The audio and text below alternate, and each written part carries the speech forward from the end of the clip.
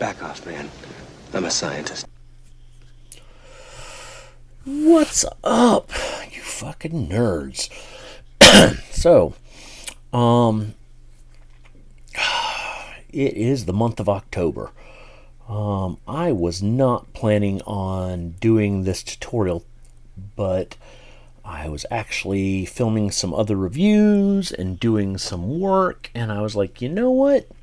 I'm motivated. I'm gonna do it. So, as you might have heard in previous videos, me talking before, I have issues with my legs and nerve damage and stuff from strokes and diabetes and stuff over the years. That being said, I've had to start thinking outside the box when it comes to cosplay and actually Halloween, for that matter. I can't do big tactical outfits anymore, like my Colonial Marine from Battlestar Galactica.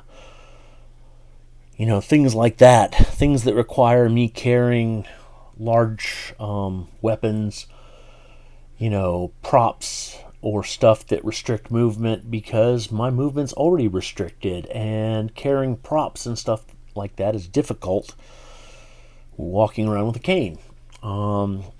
So I, in the last few months, have started working on cosplays that I can incorporate my cane or just a cane in general in. And I'm actually doing several police detective outfits right now. I'm doing a Blade Runner police detective that I'm working on, and I'm doing a build for the PKD blaster, a snub-nosed version, which hopefully I will have done sometime in November.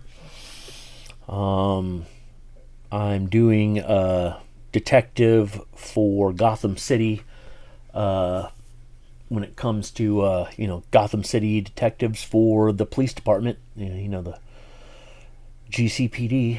And I'm looking at a few other things in that respect. I'm thinking about maybe doing a Raccoon City detective from Resident Evil, since I really can't do a Resident Evil cosplay that great anymore. I thought about doing maybe Dr. William Birkin from Resident Evil, but I don't know, that just doesn't fit in my wheelhouse. That's not a character I was ever really big on.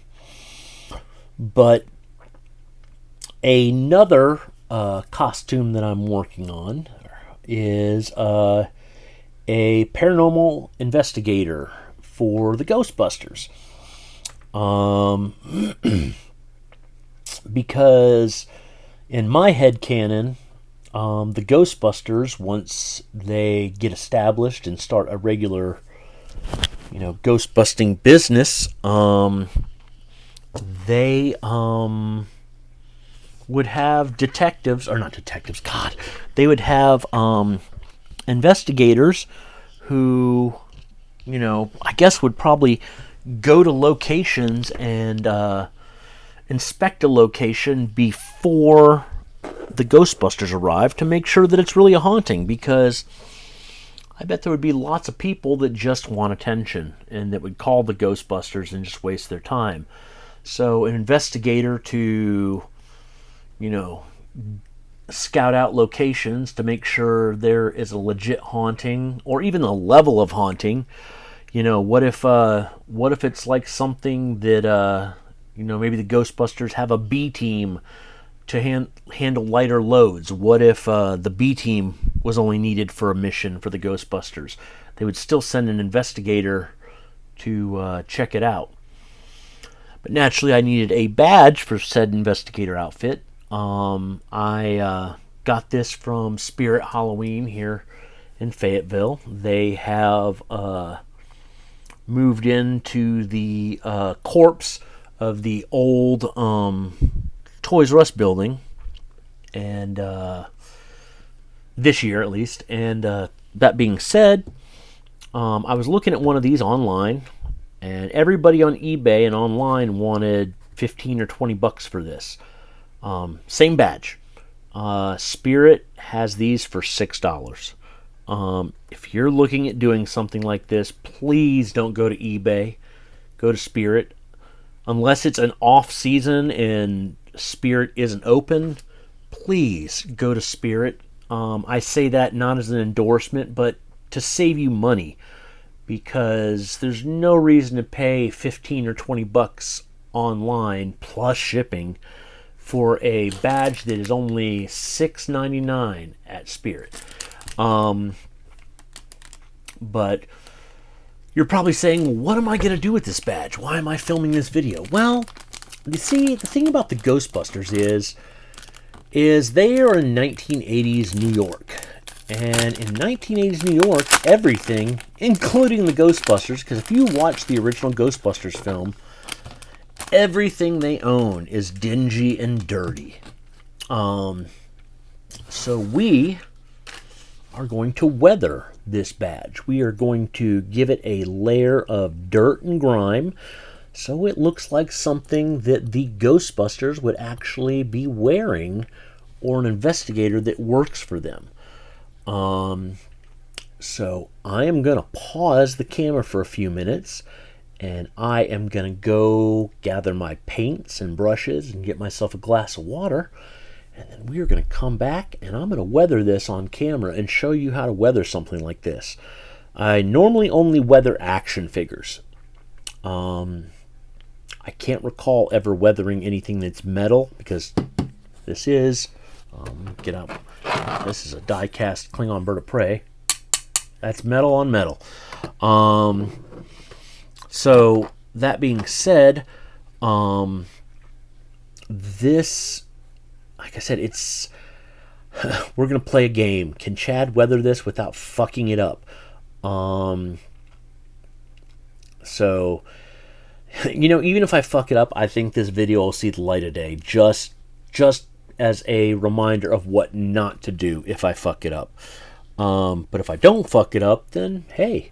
And if I do fuck it up, $6.99 for another badge is way cheaper than $20 online. So give me a few minutes and I will be back. What's up?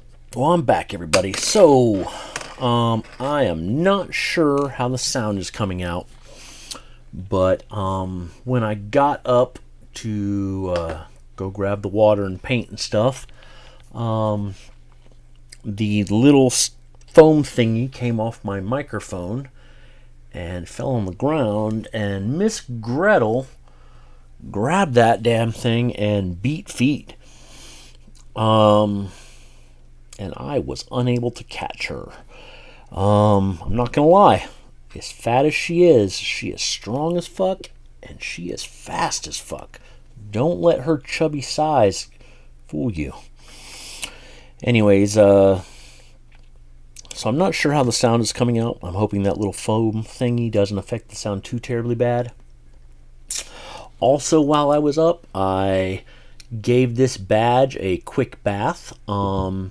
Whenever you're doing a project like this, toy photography especially, or toy weathering especially, you need to always give the item a bath if you can. Because most of these things, if not all of them, are made in places like China, and they usually have some kind of chemical overlay over them to protect the paint or help with the finish or the drying or whatever. But a lot of times, and I say this a lot of times, not all the time, if you start weathering an action figure and you don't give it a bath first, the paint will literally come right off. It'll start flaking. It won't stick.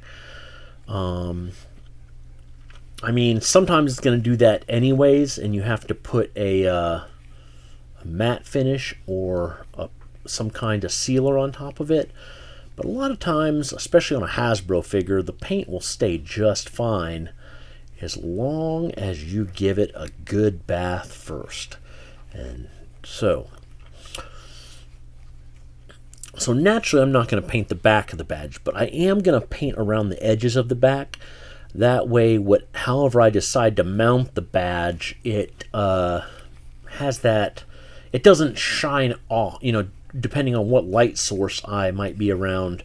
It doesn't bounce off the back of the badge across whatever my outfit might be, because I've had things like that actually make it difficult for doing a cosplay photo before. So there's water for my brush. Since we're just kind of weathering a badge, and this isn't an action figure, I'm not going to be using brown and green and stuff like that. I just need some surface grime.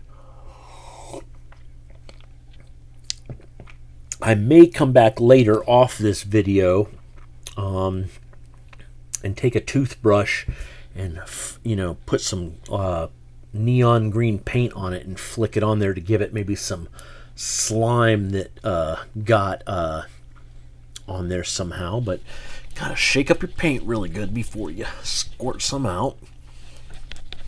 And then of course I have a rag right here. So I'm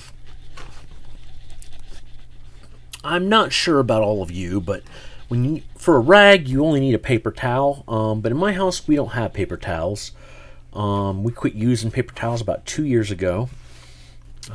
We actually use these kind of rags right here, little chamois cloths, and then we buy these bamboo paper towels.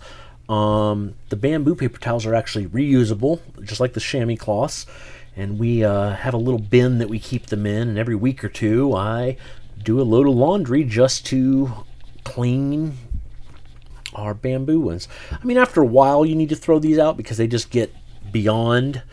But me and Rhiannon have noticed we save probably $40 to $60 a month on paper towels that we're not just throwing out. So lay that there.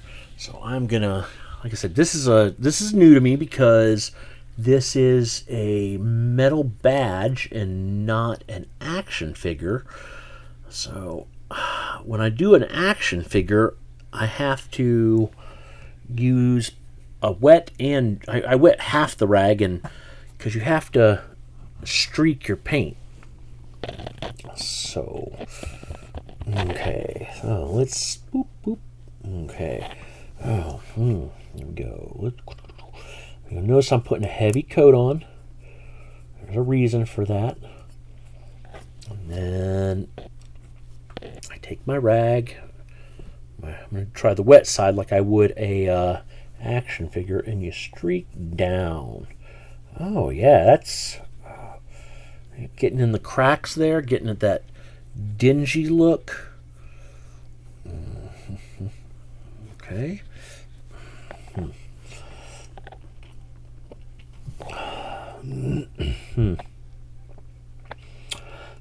So I'm noticing the paint is beating up a little bit, so that is concerning because, like I said, I've never done something metal before.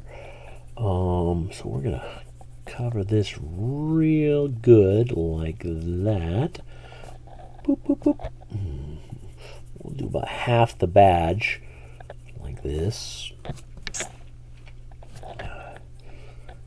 I can hear the Imperial grunt right now. Dude, he's chatting it up, like, because we have some jokes, several of us toy photographers, on certain things that we do. Mine is over weathering items. We're gonna dab instead. Oh, okay. I'm using the dry side of the rag now, and that is actually working much better than the wet side. So for those of you that might do a project like this, do not use the wet side. Use the dry side. Yeah. Oh, yeah. There we go. Get a little bit of the red bleeding through from where it says Paranormal Investigator, like it's been...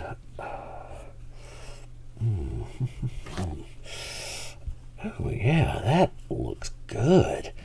Like that is, that's exactly what I wanted. That kind of dingy, old, brassy, bronzy look, like it's been weathered. But like I said, I can hear I can hear the grunt right now because, like I said, all of us toy photographers that hang out or talk to each other, we all have our own little quirks. Things that we do or have done that have gotten us a reputation.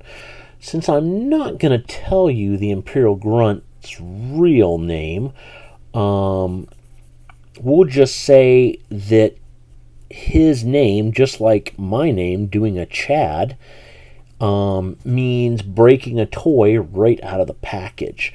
And it's like an inside joke with all of us toy photographers that he is notorious for breaking a toy clean out of the package. So, oh yeah, look at that Ghostbusters logo. All right, yeah.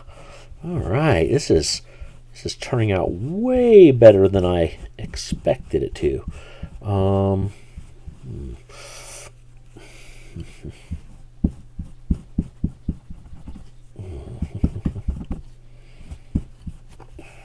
Oh, that's a mistake that I just made. So you'll notice right up here it got kind of a little bright again because I let my finger sit there. So when you're doing this, make sure to keep your fingers on the edges because you will pull the paint off, which again isn't as much of a problem with an action figure. The paint tends to stick a lot better on an action figure than a metal badge. But of course, this is a new experience for me. So, because I've never done a badge before. Okay. All right. I'm going to have to go over that Ghostbusters logo again and just give it kind of a funk. And I let too much of that red come through on that Ghostbusters logo. Or on that Ghostbusters. There we go. Okay, start doing the edges. Because naturally the edges would be weathered as well.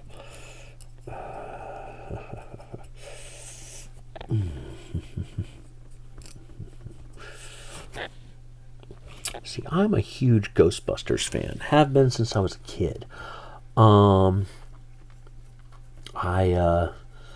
One of my favorite games growing up was actually the Ghostbusters International roleplay game by West End Games.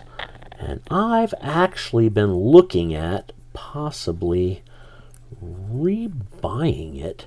And, but people are asking like an arm and a leg for it online.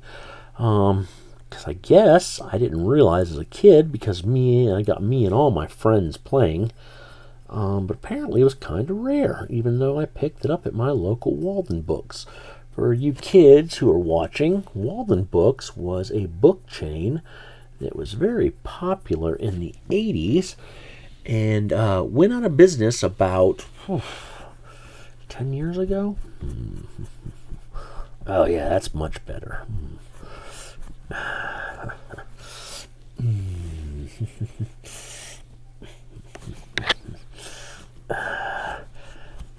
think I might have gone a little overboard there. I think I'm going to have to use a wet end this time. Oh, where is the wet end? Ah, there's the wet end. All right.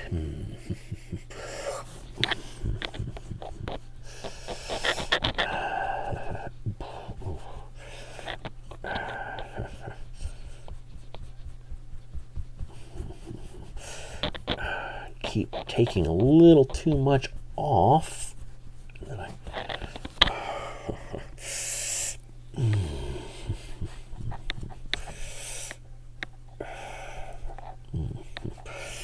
So I think I might have put a little too much on, actually.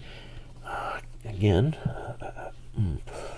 as the grunt would say, you pull the Chad.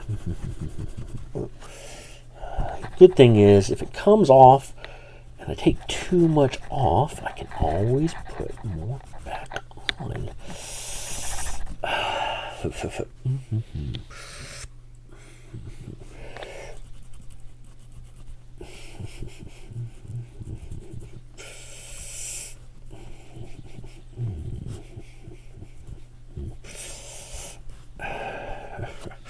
It's looking good at different angles.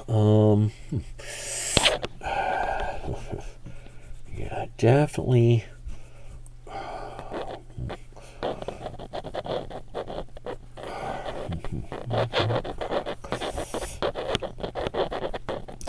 Okay, yeah, that's too much off, but that, like I said, I'm not worried about that.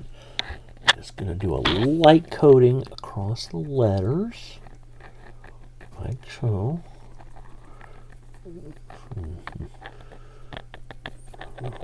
Okay, do a quick. There we go. That's better. There we go. That's how I wanted it. And then quick dabbing on the letters.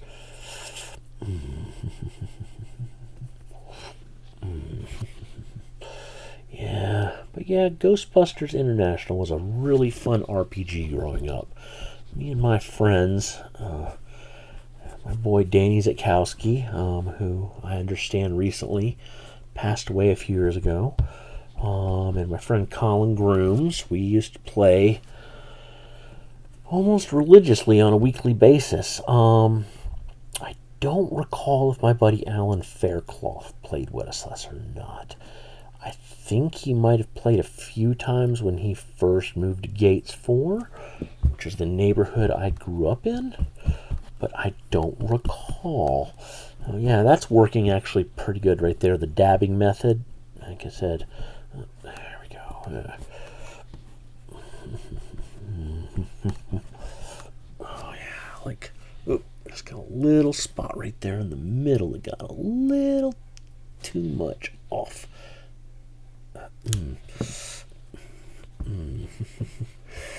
Oh yeah, this is looking really good. Oh yeah, turning out way better than I expected it to. Some people would say I might have done a little too much, but you know what? I'm okay with that. I think it looks pretty good, honestly. There's a little bit more on that ghost logo.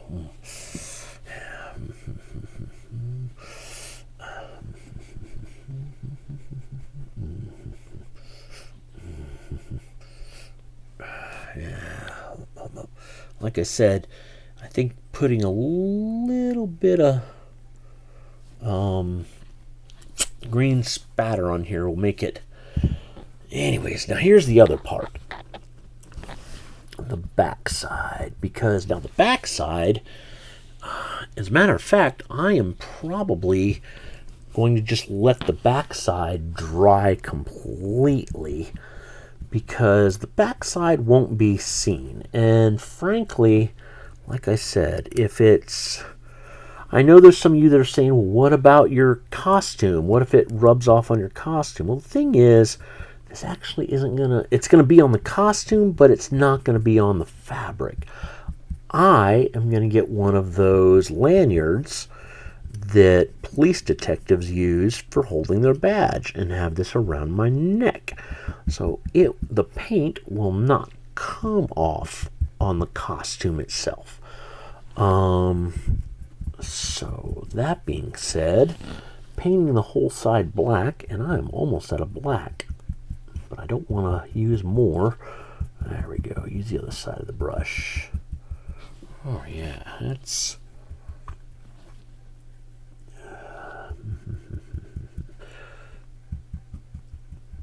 Oh yeah, that's exactly what I wanted right there. Okay, so let's flip it back over.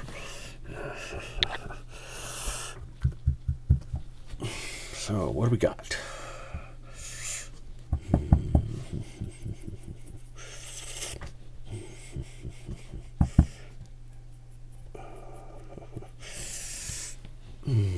Taking a little bit of water and just getting it on there. There we go. Oh yeah, just getting a little bit of the shine out, just a little bit. Oh yeah, that's exactly. Oop, forgot that paint was on the back. That's exactly how I wanted it, almost.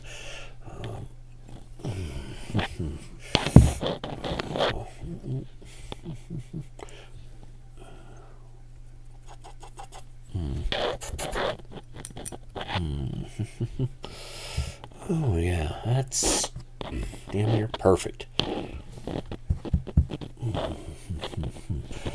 We're just going to use a little bit of water on our brush right around here, and then tap, tap, tap, tap, tap, tap, tap. Rub, rub, rub, rub, rub. Oh yeah, just let a little bit of the shine out, just enough to make a difference. All right. There we go.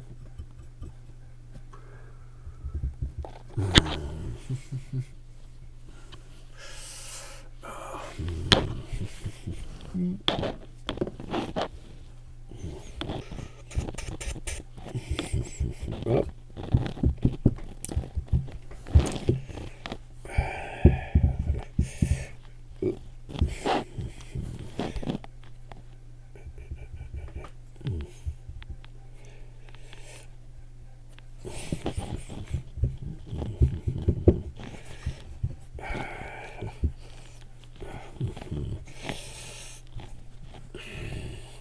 Keep taking a little too much off that Ghostbusters name, but I can't get it where I want it. I mean, I want it to bleed through, but I mean, I want it to be. There we go. That's probably about how I want it. I think that's about as good as it's going to get. It's. I'm happy with it. I might take a little bit of sandpaper to it and a little bit or just rub it, give it a little bit of a rub. Okay.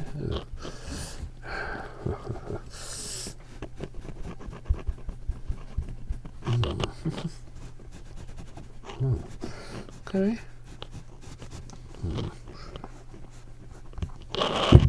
Huh.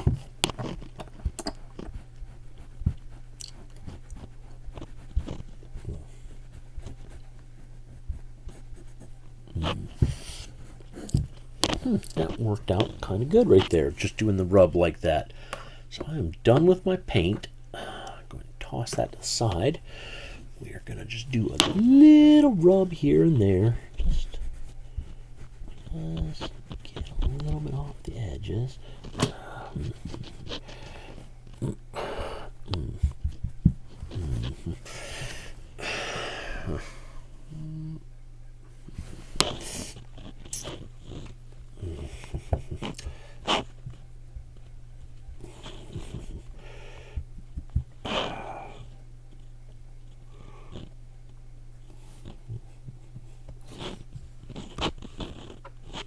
Sorry about bumping that camera, guys. Yeah. I think I'm gonna leave it just like that.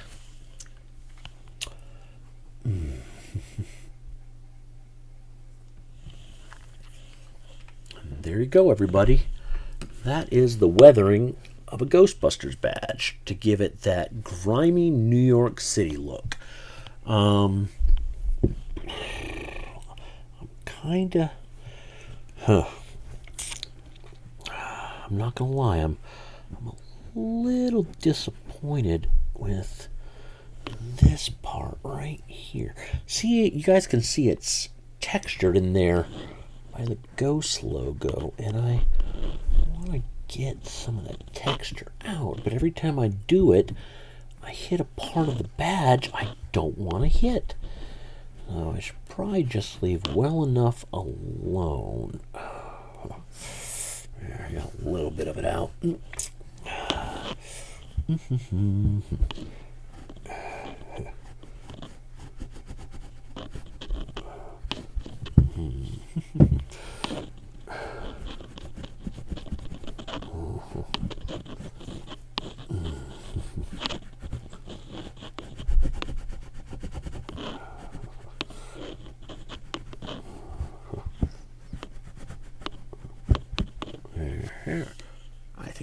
looks much better. There we go.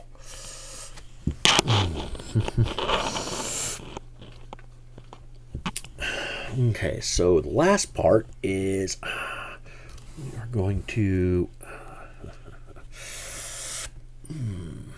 set my paint rag like that so I don't get paint on everything, and lean it up so it can dry. So that's it, guys. That is weathering a Ghostbusters badge for my future Ghostbusters Investigator costume.